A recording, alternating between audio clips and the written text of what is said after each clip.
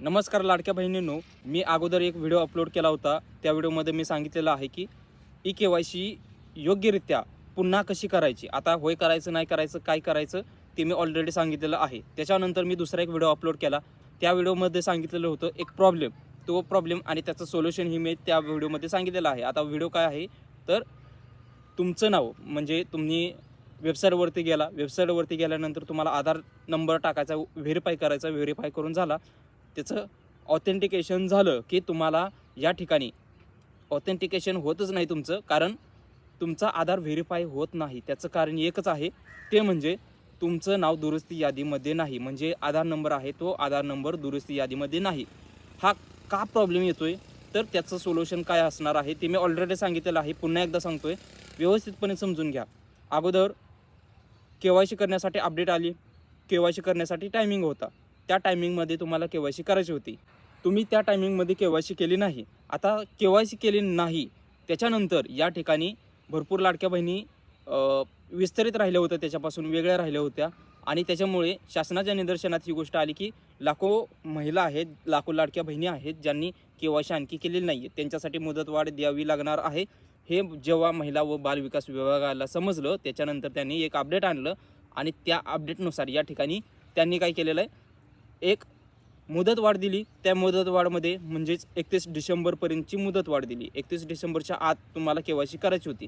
आता व्यवस्थित समजून घ्या, ही दुसरं अपडेट होतं. कोणतं?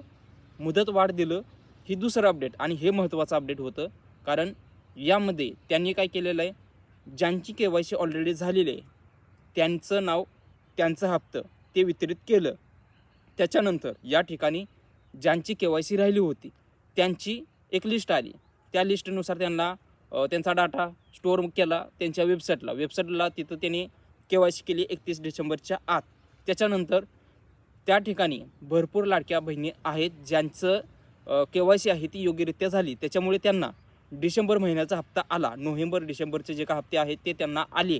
पण अशा पण लाडक्या बहिणी आहेत, ह्या दुसऱ्या अपडेटनंतर म्हणजेच 31 डिसेंबरचं जे काय मुदतवाढ होती, त्या मुदतवाढापर्यंत जी काय के-वाय-सी करण्याचं अपडेट होतं, त्या अपडेटमध्ये ज्या लाडक्या बहिणी सापडल्या, म्हणजे त्यांची जी काय यादी आहे ती सापडली किंवा एक फाईल म्हणा, ती फाईल सापडली, तर त्या फाईलमध्ये आता त्याच्यानुसार या ठिकाणी तुम्हाला पुन्हा के-वाय-सी करण्यासाठी टायमिंग आहे. आणि हे जे अपडेट आहे ते 6 फेब्रुवारीला आलेलं आहे. आणि या अपडेटनुसार या ठिकाणी तुम्हाला पुन्हा ई-के-वाय-सी करायची आहे. आता पुन्हा ई-के-वाय-सी कशी करायची मी ऑलरेडी व्हिडिओमध्ये सांगितलेलं आहे. टेन्शन घेऊ नका, तुम्ही व्हिडिओच्या शेवटी एंड स्क्रीनला तो व्हिडिओ तुम्हाला अटॅच होईल. त्याच्यानंतर आता महत्त्वाची गोष्ट काय, तर ही जी यादी आली, ही दुसरी यादी. ह्या दुसऱ्या यादीमध्ये काय आहे, तर ज्या लाडक्या बहिणींनी के-वाय-सी केलेली आहे, के-वाय-सी संपली, हप्ते वितरित झाले का, तर त्यांची के-वाय-सी सक्सेसफुली झालेली आहे. 4 चाकी वाहनं किंवा जे काही कंडिशन आहे, सगळ्या कंडिशनमध्ये ते पात्र राहिले. त्याच्यामुळे त्यांचं नाव पात्रता यादीमध्ये ॲड झालं. पण ज्यांची के-वाय-सी फेल झाली त्यांचं काय झालं, त्यांचं काय झालेलं आहे, पात्रता यादीमधून त्यांचं नाव दुरुस्ती यादीमध्ये गेलं. आणि त्याच्यानुसार आता दुरुस्ती यादीमध्ये ज्या पण लाडक्या बहिणी आहेत त्यांना के-वाय-सी करण्यासाठी आता ऑप्शन अवेलेबल झालेला आहे. पुन्हा त्याच गोष्टी या व्हिडिओमध्ये सांगण्यापेक्षा तुम्ही काय करा, इथं हा व्हिडिओ आहे, तो व्हिडिओ तुम्ही नक्की पाहून घ्या. त्याच्यानंतर इथं के-वाय-सी कशी करायची हा एक व्हिडिओ आहे, तो व्हिडिओसुद्धा तुम्ही नक्की पाहू शकता. भरपूर लाडक्या बहिणी अशा पण आहेत ज्यांनी आणखी एकदाही के-वाय-सी केली नाही. त्यांनी काय करायचं आहे, पहिला तर तुम्ही कमेंट करा, त्याचं उत्तर तुम्हाला अपकमिंग व्हिडिओमध्ये देईल. धन्यवाद.